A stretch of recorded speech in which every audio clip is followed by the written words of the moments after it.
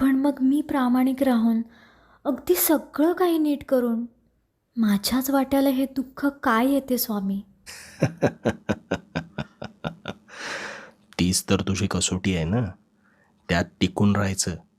एकदा काही परीक्षा उत्तीर्ण झालीस की जितकं भोगलंयस ना, त्याहून अधिकच आनंद आणि सुख तुला नक्की मिळेल. आनंदाच्या शोधात कधी भटकू नकोस. जे तुझं आहे ते तुझ्यापाशी नक्की येणारच.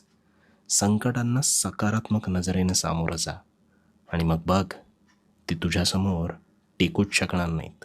माझ्या मनात अगदी कोणतंही कार्य करत असताना ते होणार नाही अशीच पाल कायम चुकचुकत असते. ते का बरं?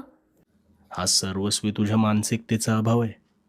आजवर रोज सकाळी दीर्घ श्वास घेऊन एक वाक्य स्वतःला सांगायचं. माझं मन हे सर्वस्वी माझ्या काबूत आहे.